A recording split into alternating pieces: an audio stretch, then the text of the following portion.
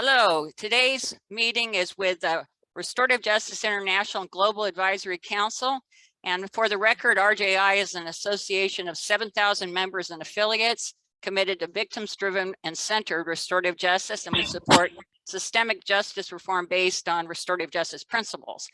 Today's call will be with our partial counsel, and we'll talk about hate speech and hate crime, the role of social media, and we'll also talk about the violence that we've seen around the world, including violence due to extremism. So today we've got at present 4 members and myself, and we're going to start with Dr. Sandro Calvani in Thailand. And if each of you would just quickly introduce yourself for the record. Welcome. I'm Sandro Calvani. I'm a senior advisor of the Mei Fah Luang Foundation and the Royal Patronage here in Bangkok. I spent all my life in the United Nations, and the last part of my career before retirement, I was the Director General of the United Nations Interregional Crime and Justice Research Institute, which was one of the institute of the UN system leading the research and the policy making on various aspects of crime policy and justice reform. Okay, and do you want to start off, Dr. Calvani, and talk about your views at present about hate speech and hate crime? And we've actually talked about this before in a meeting of our Global Advisory Council, but I want to revisit it, especially in light of the impact of social media on hate crime and just violence in general around the world. Yes, well, on my personal activity, of course, as an advisor of the Mei Fah Luang Foundation, I continued during this past year our activities with various partners in various parts of the world who usually invite the foundation because of our well-known experience in restorative justice with the ethnic minorities in the Golden Triangle, which is ongoing since 30 years. Of course, that particular experience of restorative justice is rather unique because after the widespread crimes which happened on the mountain of Thailand 30 years ago, at the time of opium dealing and heroin, actually there was no conviction. So there was nobody convicted to time in prison, and the restorative justice was a community reconciliation, putting on the table, on the conscience and on the communication of all the community what happened. And what happened was very bad, of course, because practically every family was involved in human trafficking, in particular children, both boys and girls. For the brothers, for the commercial sex in Bangkok, in other parts of the region, that was the time of the Vietnam War. So practically in Western terms, every family was an offender, was a criminal because he did something against the law. This community reconciliation was extremely effective. Those criminals, after a proper re-education, were welcomed back to the community as heroes. So they were received not as somebody who did something wrong, but somebody who did something very right. That means putting the crime in the past and looking to the future, helping their community.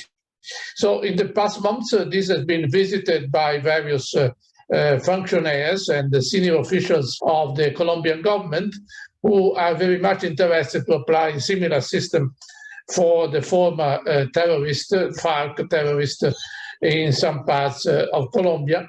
We will probably continue this training and sharing of experience with those people after the election next week in Colombia. So far, we have already trained more than 100 senior officials from the field offices in the various provinces, as well as in the central government. Making reference to the region, the subject of the restorative justice is always growing of interest. My impression is that it has never been dealt with as a self-standing subject. It is always part of an overall justice reform, including the most advanced country, like the case of Thailand, where restorative justice has an appropriate department in the ministry, as well as in the prison administration, in the Thai Institute of Justice. But when it goes into the parliament or into the political decision-making, the government and so on, it becomes a part overall reform of justice. So it takes all the slow process which is required to get all support by other parts.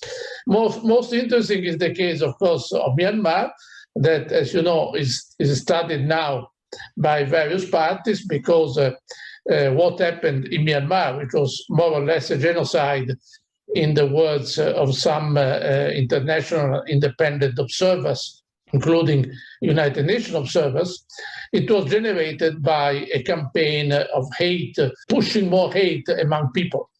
And this was very unique, because some of these haters were preachers of the Buddhist community.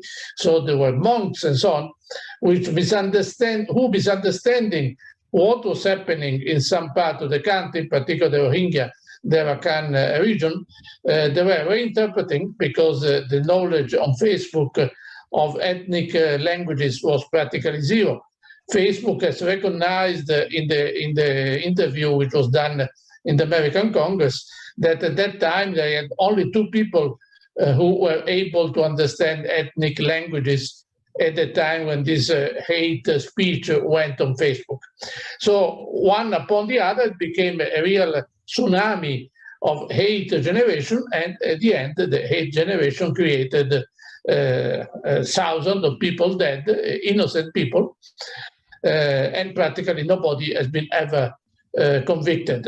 Former senior president, almost president, anyhow, the most senior politician in Myanmar, Aung San Suu Kyi, she went to the International Tribunal in The Hague to defend the behavior of the army in her country while she was in power. And for that reason, she lost all the international prizes, almost 50 prizes that she had won during her career. Only the Nobel Prize remained for peace, because that one cannot be withdrawn, but all the others have been withdrawn, because the international community could not accept that very bad hate talk which happened in Myanmar has not been punished. Not even the case would not even gone into any court. So there has not been not only no conviction, but also no process at all. In other countries, the process is ongoing. We have some interest now in Cambodia, in Laos, and Vietnam. In Singapore, we always had some attention to the subject, but the issues are moving quite slow. That's my short report. Okay, yeah, very good. Yeah, I know we have a lot of subjects here to talk about and reflect on. And thank you for that contribution. And Don John, why don't you go next? And as you know, I sent a message to you. We're all aware of the terrible shooting that occurred in Nigeria in the Catholic Church over the weekend. It sounds like 50 people are dead due to it. So can you talk about that and some of the other issues that we're discussing today? Welcome. And also introduce yourself. Thank you very much, Lisa, and thank you, the audience. I am Don John Omale. I'm a professor of criminology, the Federal University Wukari in Taraba State, Nigeria here. And I'm also the founder of the African Forum for Restorative Justice and a British Chevening Scholar of Criminology, and a member of the Global Council of RJI. So, Risa, I'm happy to be here again, and thank you for the good work that you are doing around the world. Talking about extremism, extremism in Nigeria has gone beyond expectation. It is to an extreme, so to say. Because, and to some of us who have been monitoring what's going on in Nigeria in recent time, we allude this thing to the way politics is played in this country. Before now, when some of us were growing up in this same country called Nigeria, we used to travel to all parts of the country, live freely, interact with everybody without fear. And there was, to some extent, a high level of safety and security. But these days, we are now in what we call democratic dispensation. But the way democracy is played in this country encourages a lot of hate threats among the people. And The leaders are the one causing this. If I'm in power today and I don't do well, and the majority start saying that I'm not doing well, what I begin to do is to mobilize my people or my religious people or my ethnic group to say that, oh, this other ethnic group don't want me to be in government. That is why they are criticizing me. And the poor people from my ethnic group or my religious background will now begin to support me to fight others. So politicians brainwash the common people against themselves. And you see extremism going haywire in this country. Just like you say, of recent, the Catholic Church in Owo, Ondo State, was attacked, and over close to 50 people confirmed dead. Some of them are still in the hospital requesting people to donate blood to save their life. Why has this happened? Some information is saying that the governor of that state made a statement against the sitting government. And because of that, few days after that statement, that attack took place in his state to show him that they are not happy with what he said. But you see, like you said of the social media sometimes is used to brainwash and to send out fake information. We are saying that some of us who are in the restorative justice advocacy are interested in knowing what is actually happening. Because once we are able to know the truth, we will be able to deal with the fact of the matter. But the truth continues to be hidden and colored in a different way to tell the majority of the people through social media. Fake information has sold out to the media and to the people, and making us not to know the truth of the matter. Of recent, it's like the governor is being threatened or kind of. So the governor came out and said that what has happened is actually not by the terrorists in Nigeria, that those people came from Mali and they were trained in Libya. If they came from Mali and they were trained in Libya, why did they come to Nigeria? How do they enter Nigeria? Why did they come to attack the Catholic Church? So we need to know these facts. Are they just criminals from Mali moving around countries and attacking people? That is a problem with this country. Politicians continue to sell out fake information and allow this extremism to continue to perpetuate, and the innocent people continue to die and die and die in this country. Very, very unfortunate. Yes, thank you for that. And it was a terrible shooting over the weekend. And, you know, as we're talking about violence and mass shootings too, and social media, I want to reflect on that too, as we have been in this call. So Upnate, you have to leave soon, you said, so why don't you go ahead with your report and introduce yourself. Welcome. Thank you, Lisa. Thank you so much. Good evening, everyone, or good morning. I'm Upneet Lali. I'm from India. I'm heading the training and research unit in the Institute of Correctional Administration. I'm involved in particularly criminal justice system reforms. I'm also the co-chair of the Asia Pacific Forum of Restorative Justice. And the issue that we are discussing today is something that is of concern, I think, in every nation of the world. And as Don John was mentioning, my heartfelt condolences for the extreme violence that your country has also faced. And talking about hate speech, recently we've had a huge episode of hatred and vitriol being spewed on the television media and by two spokespersons of the largest party in the world, that is the leading party. And it happened at a time when the vice president was visiting, in fact, one of the Arab nations. And the spokespersons horrifically made very inflammatory remarks against Prophet Muhammad. And it was that time that, the Arab world, the nations, they condemned the attack and they said, we are going to boycott some of the Indian products. That it was a wake-up call for the establishment. And they ended up suspending these two members. But most unfortunate has been the fact that there has really been no real apology for hurting the community and also in terms of an absolute condemnation. So they've said there are some fringe elements. The Foreign Service spokespersons had to discard that it was one of the fringe elements, but it so happened that yes, they were the spokespersons of the party.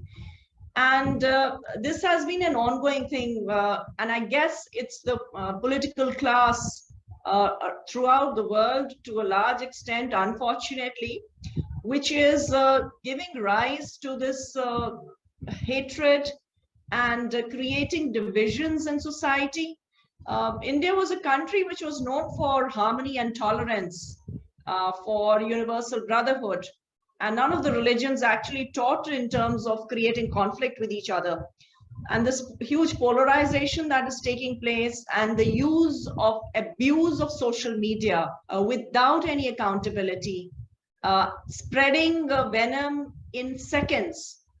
This is something which is, I think, of concern for all of us who are out here today. And we must find a way out for this in terms of accountability of also the social media sites, whether it's Facebook or whether it's WhatsApp, because in seconds, the information passes on to so many. So, we have had instances where even ministers have joined in the bandwagon and saying that, just shoot these persons. So what message that goes to the public is that, this is something that is tolerated. And this is something that is expected. So this has created disharmony, it's creating conflict. And we've had some riot-like situations also. So this is something we've had a movie being made out of the problem of Kashmir Pandits, who, there has been that problem in J&K that we had, but a movie which has been totally one-sided, and in terms of, again, creating hatred, that has been, almost instead of healing, it's done the reverse. And the community, the Pandit community who've been displaced because of the violence, rather than healing their wounds, they said, we didn't ask for this. Some of them said that. And they're also facing the brunt of terrorist militant violence in Kashmir. But if we talk about restorative justice, we talk about accountability, those are the things I'm really not seeing. But there are hope, but better part is that a lot of saner elements now are getting together and saying that enough is enough. We need to have balanced, and we need to have harmony. We need to promote more peace in our society. And this is not what we are looking for. In fact, I've just come from a performance where this was the message towards finer, towards goodness as such, that is to be brought about. In terms of the changes in the law, also it is being asked that hate speech should be defined as a separate crime, and there should be a severer penalty for it. Also, in terms of, I think we can, a mere apology should be a genuine apology that should come up. So that is something that is happening, and I really don't see, because unless and until there is something coming right from the top of the political leadership, that if you have those same followers on Twitter who are spewing venom and you do not block them, then the message that goes is you get promoted or you get the benefits for spreading hatred. So at least the political class should stop and should send a message of zero tolerance for such kind of hatred that is being spewed so much, so that it's become, a venom, and it's really something that we would never expected that India would be harking back into those times where we had these kind of conflicts in society. So yes, it is a matter of great concern, and it's something that as a member of the RJI, I definitely it's our responsibility to have and promote more peaceful society, I would say. Right. Very good comments. Yes, and truth, seeking the truth from our leaders and Yes. in our communities and in our countries. Let's go. I'm looking at the time. the time of each of where you all are. Austin, let's see, what time is it there in Ireland? He doesn't know. Hello, Lisa. Hi. Okay, well, why don't we go ahead and have you? We're kind of at nearly 4:25 in the afternoon here in Okay, Ireland. well, that's reasonable. But anyway, Austin, why don't you go ahead and introduce yourself first? Okay. Thank you. Austin Stack, and I'm from Ireland, and I'm chair of the Independent Victims and Survivors Association, and I'm also an assistant governor in the prison service in Ireland. I've worked in the prison service for nearly 32 years now, and I'm also heavily involved in restorative justice, and in particularly as a practitioner. And I also have a personal story around seeking restorative justice in relation to my dad's murder by the IRA. And I took it upon myself to try and reach out to the IRA, and I went to meet with the terrorists in the back of a blacked-out van in 2013 to get some information. So I have a wide experience both in my work life and in my personal life in relation to restorative justice and seeking truth and accountability, and trying to make the world a better place by talking to people. I suppose on the topic we're on today, everybody, you know, I have a huge issue with social media, and particularly Twitter and the governance of social media sites. We have a Facebook headquarters and a Twitter headquarters here in Ireland, and I have to say, on numerous occasions, I have reported abusive, threatening tweets. I have received them myself. I've received tweets in relation to my dad. I've received tweets in relation to myself, which have been reported and have just gone, you know, Twitter say doesn't reach the standard required. But yeah, I mean, I have shown some of the tweets to the police here. I've shown them to the media here, and you know, quite abusive, and there's never anything done. And I do believe that there's a whole issue about global governance, not just, you know, here in Ireland, but global governance of social media websites. In particular, you know, Twitter is the one that I think is the worst. And I know certainly one political organisation here in Ireland is quite good at basically doing what is known as a pile-on. If you take them to task, or if you point out something to them, what they normally have is 7 or 8 people working in a rota 24/7 monitoring Twitter, and each of those 7 or 8 people would be managing about 10 accounts. So you would have up to 70 or 80 accounts being managed by that political organisation at any one time of the day in the 24-hour period. And what happens is, when somebody picks them up on something, then you get a pile-on that they start getting abusive, and as you're blocking one, another one comes at you. So it's that sort of stuff. What they do is they tend to, particularly with certain media organisations that will be critical of them, they tend to do the pile-on on the political, or on the media organisations, particularly radio presenters. And what happens is this 70 or 80 accounts that they have going at any one time start tweeting. And then it looks like there's 7, and these are all anonymous accounts. And looks like then that there's a load of people actually complaining about this, when it's actually not. It's 7 or 8 people being orchestrated from political headquarters. So there is, you know, a huge element of that going on. And, you know, the one thing about the governance of the likes of particularly Twitter is that you can create an anonymous account on Twitter, and nobody actually can see who you are or what you are. And it's very difficult to actually pin down who the person is. And Twitter are very reluctant to give that information. We had one particular politician here coming up to the last general election.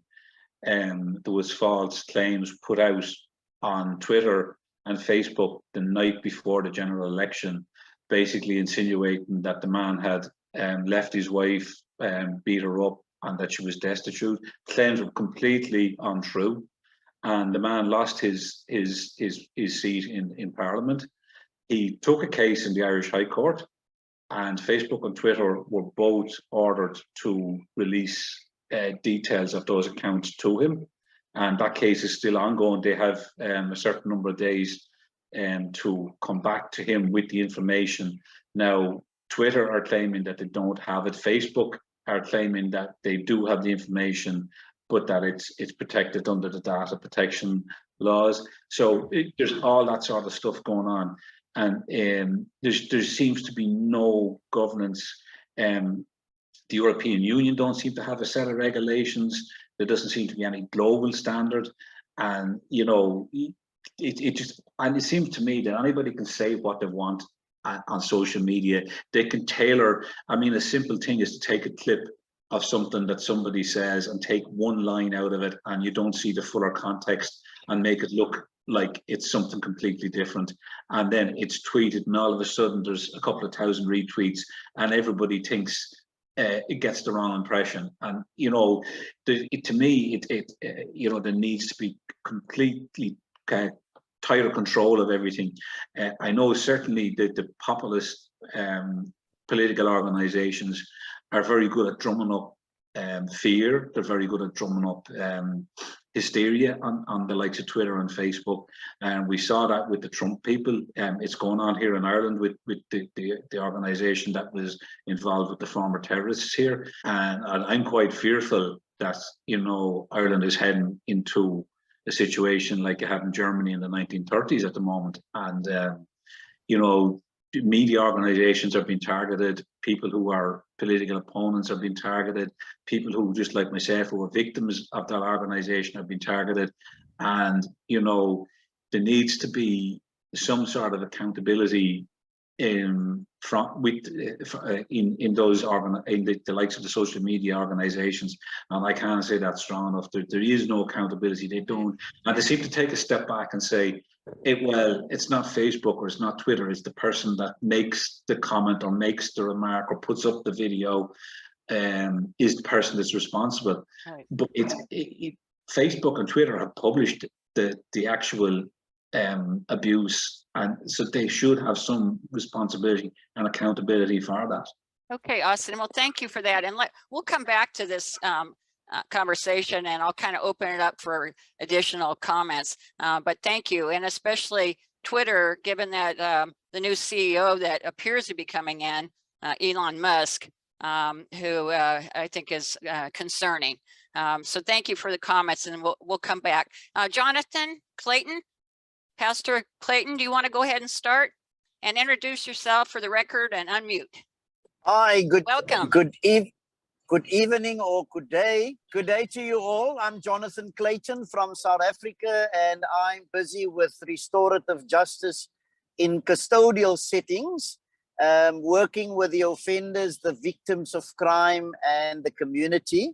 And I still love what I'm doing, and also trying to voice the whole challenge of hate speech even in our country, and represent RJI here also in South Africa. And I regularly speak at meetings about RJI, and also many people know that we will speak about the hate speech. But here in South Africa, we've got a real challenge. You know that we had the apartheid before, over 25 years ago. Things changed. We moved into a democratic South Africa after Mr. Nelson Mandela became the president, and we all could live free. There was no more discrimination against the color of your skin.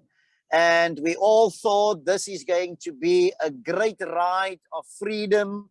But the unfortunate thing is that the political arena in our country caused a lot of our people to get involved in hate speech, even against politicians, and now also even against our own president, Mr. Cyril Ramaphosa.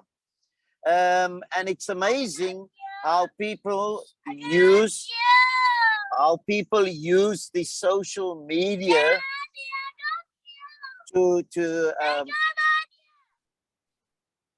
just a second. Little interruption. Yeah, sorry for the Okay. interruption. That's all Yeah, right. and so what happened here with the politicians in terms of job creation, now the whole thing twist where we all know that the blacks in South Africa was very, but now it's the same as the whites always protected their people to get jobs. Now it is turned around and other racial groups is standing in the middle. So you hear a lot of hate speech, and it seems to me that people don't even care anymore. The Human Rights Commission step in many times, but I think as I listen to the news also and follow the news, the Human Rights Commission is just there as a whistleblower, but they don't have any powers. They don't have the powers that the person think they should have, and that causes a huge challenge as well. So in terms of the question, again, what do we do? Because people go on social media with a hate speech. It's not a verbal hate speech from one person to another person, face to face. It's all on social media. And that seems to me there's no control over that. And then you also even have people, like as Austin was saying, that using false identities as well. But from my side, I will always challenge any kind of hate speech on social media, and I do not be silent about it, although I sometimes get a lot of very cruel reactions, but I will never stop speaking against hate speech when I read it on social media. Yes, very good. Thank you so much, Pastor, for being with us and for being with us for many years on this council. So let's go on to Reverend Dr. Jack Sullivan Jr. Thank you for being with us today. And Pastor Jack, can you, when you do speak, can you also mention the violence, extreme violence, hate speech or hate crime in Buffalo, New York? Welcome and introduce yourself fully. Thank you, Lisa. Hello, everyone. I am Jack Sullivan Jr., the Executive Director of the Ohio Council of Churches. I am based in Columbus, Ohio, of the state of Ohio. I'm an ordained minister in the Christian Church Disciples of Christ, and I'm also the president of the board of Journey of Hope from Violence to Healing, a national anti-death penalty organization. So I'm a justice advocate and activist and a death penalty abolitionist. And I'm very pleased to join this conversation today. The Ohio Council of Churches has a multi-decade ministry that is designed to end Ohio's death penalty. And I'm happy to say that through a coalition that we are part of, we have reason to think that we could end Ohio's death penalty through the process of lawmaking later on this year. It could happen. And the breaking news for the council, though, that I report to you that pertains to our conversation today, has to do with council's recent adaptation of a priority of reducing gun violence, concerning gun violence reduction, projecting a vision of human flourishing and wholeness and justice, all sparked by love that comes from our Christian faith, our renewable source of such a sentiment, such a way of living, love that is. Now then, this vision that we are projecting speaks directly to the violence and the racism and fear that have driven so many of the shootings in our nation, the mass shootings, particularly the one that took place in Buffalo recently, African Americans going through a very basic human grocery shopping and they are slaughtered by a young white man who is so infested and infected by hate until he publishes on social media his intent to do harm to Black people. And he actually carries it out because of our permissive gun laws that allow people like him to get a gun, and before any brakes can be pumped, before any stops can be in place, he can go out and slaughter people as he did. And of course, it reminds many of 2015 massacre of Mother Emanuel AME Church in Charleston, South Carolina. And there are so many other occurrences of racism-based violence in our land that is married to the prevalence of guns, assault weapons, military-grade weapons that should only be used by the military, and yet you can get them, people can get them across the land without much struggle or trouble. And that is certainly a disturbing reality of our country. We do have in the United States what I call an idolatrous love affair with guns. And there are many people who run for elective office who say they are pro-God and pro-guns. And to me, those are two incompatible realities. I don't understand how people can justify their weaponry stockpiling on their Christian faith. So, but they do this, and they do this. I know through social media that comes by way of Twitter and Facebook, and yet I experienced most of this through what I call the original social media, that is the radio. When I drive across Ohio and other states, and I tune in to radio talk shows, I hear vitriol that surpasses my imagination. It's just unreal, the distorted faith perspectives and the distorted life perspectives that are spewed, and I mean spewed, across the airwaves that people listen to driving to and from work or grocery shopping or wherever they're going. And so, and I know, we all know that those same messages are spewed across social media. And very often they go unchallenged and unchecked. And I'm so glad that the Ohio Council of Churches and our collaborative partners across Ohio and beyond are not just reacting to what is being spewed out, but we are being proactive in once more articulating a vision of human flourishing, of justice, of nonviolence, and of love.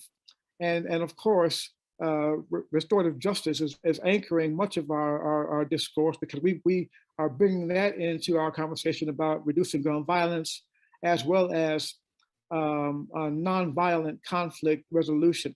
And so we're being proactive in these measures. We're ramping up right now in the council to speak more of these truths in the public sphere. We issued 2 letters, one after the Buffalo massacre and then one after the Uvalde massacre, and they are receiving favorable attention, and also exposing us, though, to people who are hostile toward us because we dare speak up and speak out against gun violence and call for the ending of the legal sales of assault weapons, military-grade weapons that you can get once more almost freely in our country. And So, Pastor Jack, can you quickly also tell the story of your sister as part of your profile, who you are? Sure. Christian faith motivates my activism. Also, the fact that 25 years ago, next month, my younger sister, Jennifer, was murdered in her home by someone or some people who had a handgun, and they shot her to death. Her daughter, who was at that time 2 years of age, was in the house. We don't know what she saw. Yes, she was there. And so my family was touched by gun violence. And so that sparked my activism and advocacy to reduce gun violence and to remove from our country the legal sale of assault weapons. And also, I use my story to spark conversation concerning why the death penalty is not a right response for people like me who've lost loved ones to murder. We want the end of the cycle of death, not the escalation of it. So I'll stop there, but that's part of my story as well. Thanks for asking that question, Lisa. Yes, thank you so much. So now let's just open it up. We've touched on many issues here. Let's talk about, again, we're talking about social media and accountability. So let's talk about what solutions we might propose, especially through RJI. How can we hold social media outlets and platforms accountable? So ideas, Austin, you've had some ideas, but let's get more specific. Can we do that? Sandro, do you have some comments? Yes. I've already tabled in various meetings an idea that we should try to promote an international council of restorative justice at international level. As you know, the United Nations system has an International Council of Human Rights, and the Secretary General names a representative whenever there is an issue. So should there be in the UN system or in any other international organization, institution, a system for the world to react when there is a situation of hate or fake news or something which is particularly dangerous and which suggests a need of preparedness or a need of intervention of an international monitoring of what is going on, the world could be able to react. Of course, I do not expect 194 countries of the United Nations to tell me, yes, great idea, we do it tomorrow. But it could be done first with a number of countries who would like to volunteer, those countries who have already similar legislation in their own system, and create an international council. An international council can be created also by 6 countries. You don't need to have 100. And then after a while, you become in a way recognized as an independent board to syndicate and to discuss, to mediate and monitor this situation. Otherwise, we will have to expect to wait for those social media and other fake news generator in the world to self-regulate with a kind of code of conduct. And this will take decades. So there should be a push from outside, like we have seen in so many other subjects, like violence against women, racism, personal minds, many other issues have been accelerated through a system of an international council. Very interesting. It's a good idea. Other comments? Lisa, for me, I really think that we have to hold the likes of Facebook and Twitter, the social media companies, to account the same way that you would hold a TV company or a radio company to account if something is said on their platform. And I think the only way to do that is to lobby legislators, and particularly in the large blocs like the European Union and the United States, and then others will follow. But I particularly think in the US and the EU that if legislation is put together that would force the social media companies to take responsibility for anything that's said on their platform. And I think the way to do that is to lobby the legislators, like the members of the European Parliament or the Congress or the Senate, the members in the United States, and that's the only way to do it. And I think there has to be some accountability and some responsibility forced onto the social media companies. Yes, it's very difficult. And as you know, especially, well, it's really around the world, but here in the United States, dark money, as we call it, dark money that funds politicians. And so much of that money is coming from those social media platforms. And so many politicians are willing to take it. So we got a little conflict there. But no, I agree with you that some kind of lobbying is needed. And then I do agree with Sandro's idea. I think that's a very interesting idea, an international response, and maybe an international council. Other comments, Don John or Jack? In my country here, when there was a post on Twitter against the president, and negatively, the president through the Ministry for Communication and Information, took a very drastic action against Twitter, and Twitter was banned completely in Nigeria here for almost a year. So I believe quite all right that if that action can take place, then with any government political will to take action against social media, hate crime on social media, is possible. It's only needs a political will of a government or a bloc like US, European Union, just as it was mentioned, to say, okay, enough is enough. We want this, we want equity in all social media broadcasting. But just like we say, because some politicians benefit from this entity, they may find it difficult to take that kind of drastic action. Because even when the Nigerian government took that action, and some people supported the government for taking that action, but government faced a lot of criticism from international community for banning Twitter. And they say it is against free speech, it is against freedom of association and all that. So we actually need to do something. Just like government is coming up with policy on cyber security, cyber crime, and so on. So there should be policy on hate crime through social media. Yes, no, very good. And it's good to hear that you're able to ban Twitter for that long a period. That's surprising to me. That's good to hear. Other comments, Jack or Jonathan? Yeah, what I just want to say is that it remains a challenge to challenge all the social medias. But what I still doing, and I will continue to do, is to hold those people involved in hate speech accountable by challenging them on social media.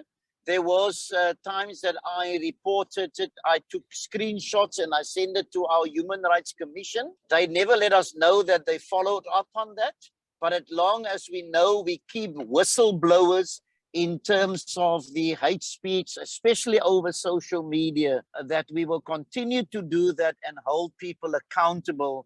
And I can see that some people that were regular involved in hate speech and racist remarks and all that, I can see that some people started to do that less. Yes.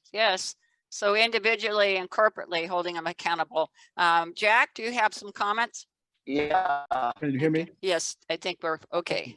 Great, thank you. I certainly believe we have to hold the social media giants accountable for what they permit to be broadcast in their systems. And also think that those of us who have a more just, loving, and hope-filled way of living must figure out ways to be proactive in articulating those values and give practical application for how those values can be lived out. Because holding the social media groups accountable is just one of the tactics. But without a vision that we can export and share as if it were a moral movement, because it certainly is a moral movement, without that kind of vision, then those sentiments of hate go unchallenged, and they will find a way to be released into the public sphere. And so, because hate is a 24-hour day operation, and folks are working overtime to export it and spew it across the world, we have to work twice as hard to articulate the vision of wholeness and of justice. And so, because social media outlets will continue to open their doors to people because they have money, and money drives so much of what takes place in our world. But I believe this is a moral movement, and those of us who have differing, more hopeful and joints of view must be sharply more proactive in getting those viewpoints out into the world. Yes, very good. That's a very good comment. And I think it reflects the work of RJI and our vision for restorative justice. So let me bring one other item in, and you can comment on this. So let's just talk about the tough on crime rhetoric that we know is used by all politicians, whether the United States or around the world, and talking about our vision for restorative justice. for the justice system. And I want to use this example. We just had a series of primaries here in the United States yesterday, at June 8th, yesterday, or 7th. And one of the campaigns that took place was to unseat San Francisco District Attorney Chesa Boudin.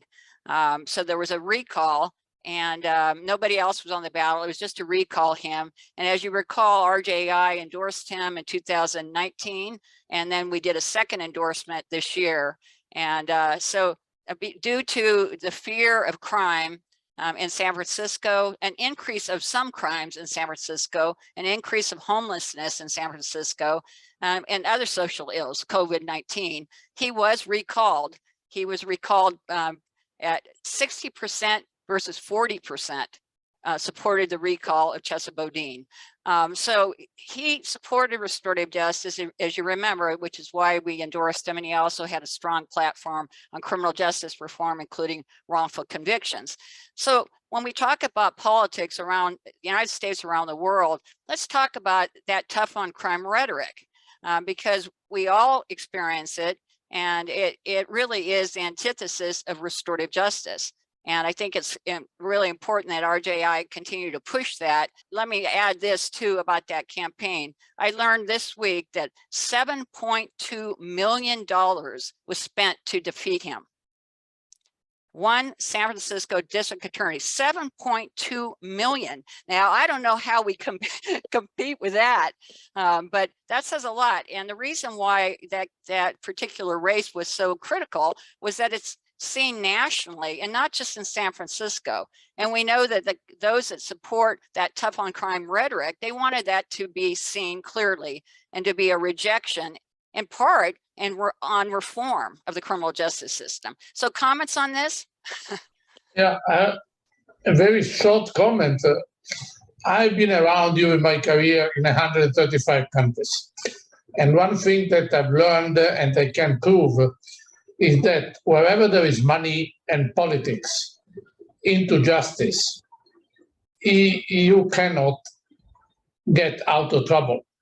You create more trouble and you have to handle trouble because the real justice has to be independent from any form of politics. So you should not have judges which are elected. And I'm always shocked when I read news on the United States and say this Supreme Justice is Clinton nominated. The other one is Reagan nominated. The other one was Bush nominated. There are so many kinds of different justice in the United States. So the example of Europe, we see that the best cases of handling all kinds of trouble, reform of justice, organized crime, money laundering, prison management, and so on, you have it when the justice system is really independent, even in the self-administration, where there is a council of the magistrature which administers the judges, so that even when they are in power, they cannot be recalled because somebody does not like them. Yes, and Sandro, can you also comment on this? That in San Francisco, I think one thing that really did play out in that race was a fear of crime. And as we know, through social media and just the regular media, it's exposed so quickly. I mean, the fear of mass shootings, of extremism, of crime in general. I mean, as Upneat said, we all see it quickly and it does cause fear. So how do we respond to that, especially as we promote and advocate for restorative justice? What are your thoughts on that, Sandro? Yes, the new issue of treating all opinion at the same time, at the same level, at the same quality, and having respect of any kind of news, even if it is fabricated fake news, is a real worry. We are getting people modified in their brain, and now there are many studies around it. You have people in the United States who believe that a particular party exists only to traffic children through a pizza connection. So when you modify the mind of people like that, well, the only response is that education should come in, and the authorities of the state should make sure that whatever is around is something which has been controlled information and not that people are taken by panic. If there is this increase of panic, there should be better study of the neuroscience of fear, neuroscience of hate, and that has to go everywhere, in the churches, in the schools, in the enterprises, and everybody should have a psychologist available to treat, as much as we have doctors who are treating heart diseases or pulmonary diseases or the hair loss. Instead of taking care of other diseases which are not so damaging for the community, we should take care of this brain disease, which is now becoming an epidemic, in particular in the United States. Thank you. Other comments? Lisa, just for me, the big thing that stands out and I've often wondered about this and questioned it, is the vast amounts of money that are spent, particularly in the USA, in relation to election campaigns. I know here in Ireland, about 20 years ago, we brought in legislation that basically limits donations that political parties can take. It limits donations that political individuals can take. It puts limits on spending during campaigns. Also, if, say, something like I was running for political office and a group of my friends had decided to put out an advertisement in my favor, then that counts against my political spend for that election. So everything is included, and in my mind, it just, I mean, particularly you talk about the gun lobby in the USA. The gun lobby practically bankroll half the politicians in the United States. That's why your gun laws are still the way they are, and that's never going to change unless you change how elections are funded. And in most of Europe, Great Britain is probably the only one that doesn't have as tight a control on election spending and donations to political parties. And I mean, we have a unique one in Ireland at the moment where Sinn Féin operate both in Northern Ireland, which is a UK jurisdiction, and they operate in the south of Ireland. And the limit that they can get off of any one donation from any one person is €2,500 a year. And yes, an individual died and left in Birmingham in the UK and left them £3 million sterling, okay, which is about like €3.5 million. And they were able to take that money and use it for their political organisation in Northern Ireland, freeing up funds then that they had for the south of Ireland. And they were able to say, well, we're not spending the money in the south, but they're actually freeing up other money. It's just moving the money around.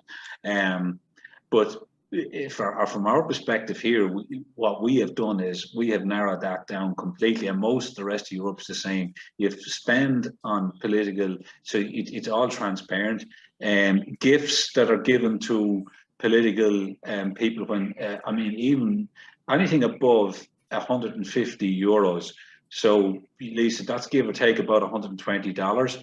If a political person gets a gift, say if our Prime Minister, our Taoiseach, goes to Washington and President Biden gives him a gift and it's more than $120, he has to donate that gift back to the state.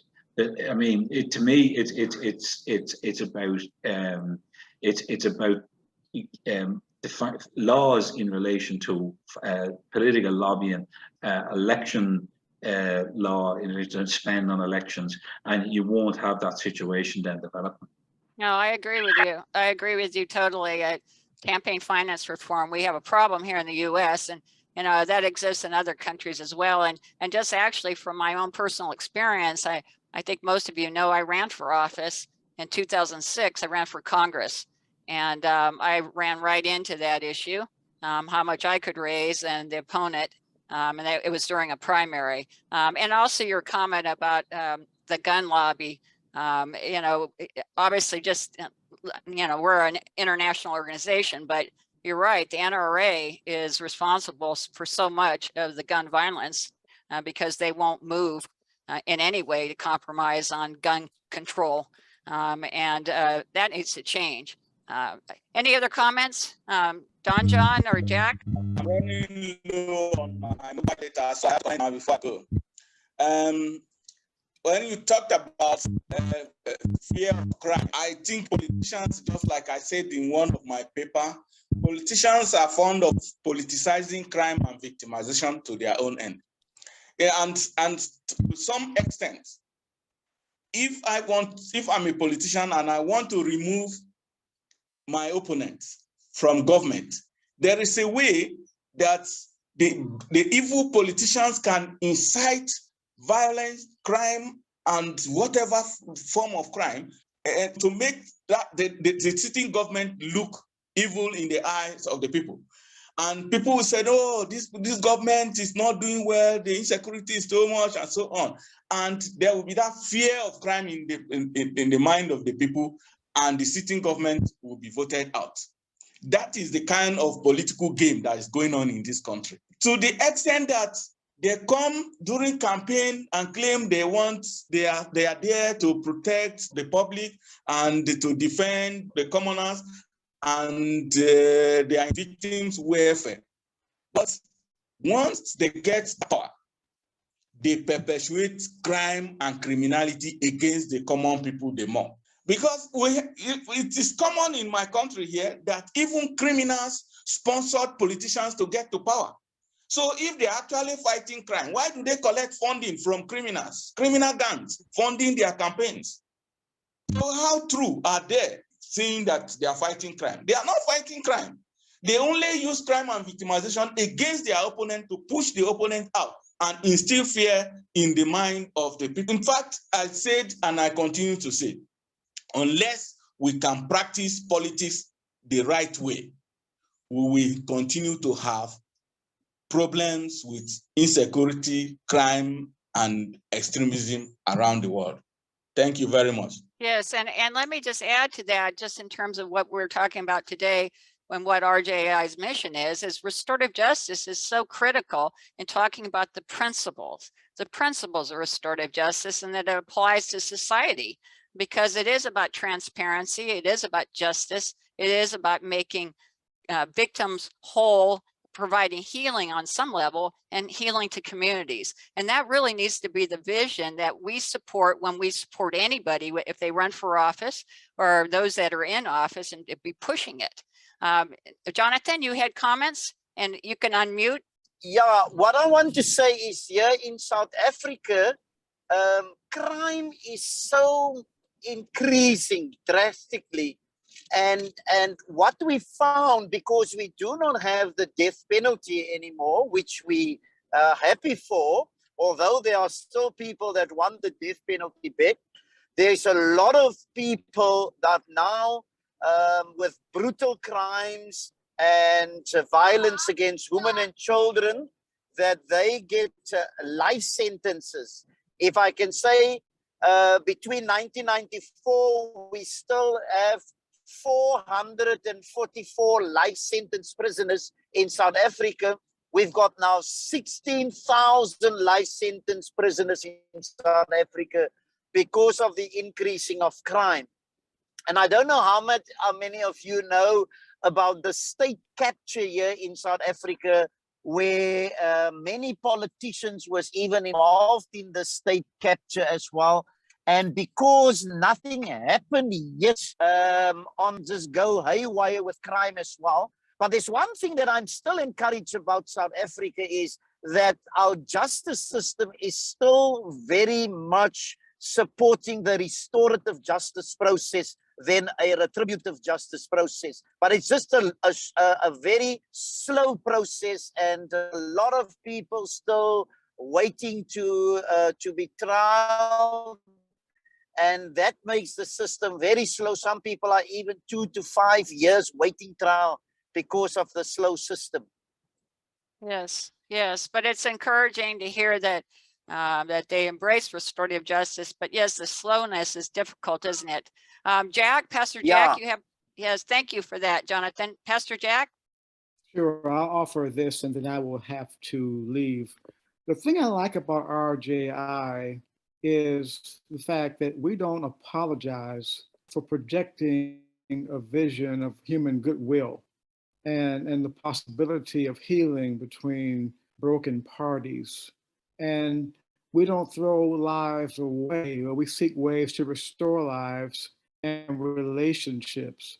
And I think those are life-affirming values that the whole of society needs. And yet the rhetoric that prevails often is the kind that upended the DA there in the Bay Area, and leads to so many other laws. Like we have laws in Ohio that being considered, they're bills that could become laws that will criminalize teaching honest versions of history, or giving the views of history from people of color.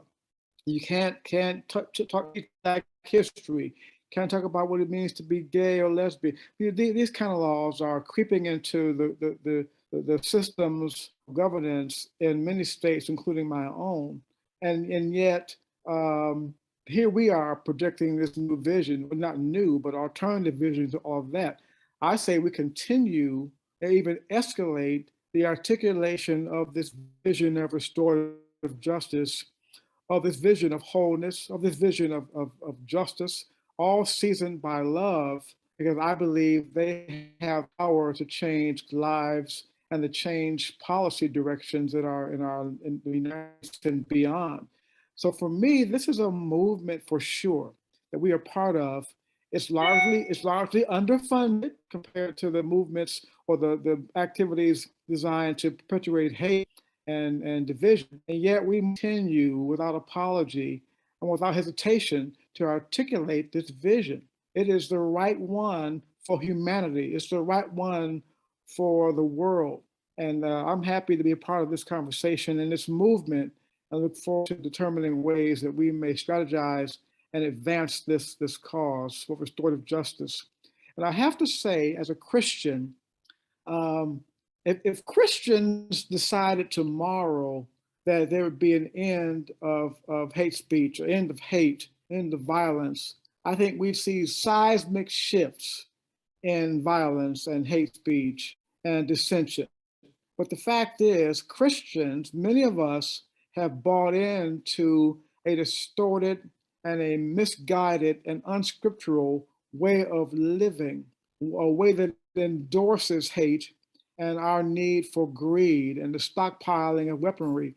And so I think a lot of this discussion globally centers on whether the church is willing to be honest about its complicity with the way life is. And it confesses and experiences its own transformation and begins to speak lovingly and justly to the powers that be in our world and say, we've had enough, and for a new direction for the world, for our nations. And this is not going to be an overnight process. We know this, but we have to have this honest conversation and be ourselves accountable for the fact that we have been complicit in the hate speech and the violence of our world. And it's time for us to repent and change our messages away from comfort into challenge, away from division into unity, away from fear into love. I know I'm preaching, but I think this is where we have to go. Thank you, Pastor. Very good comments. And any further comments, Austin? No.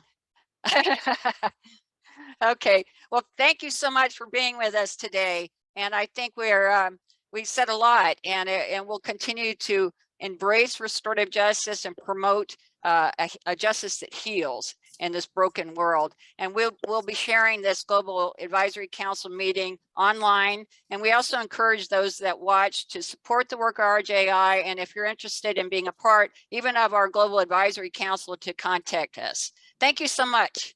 Thank you all for being here today.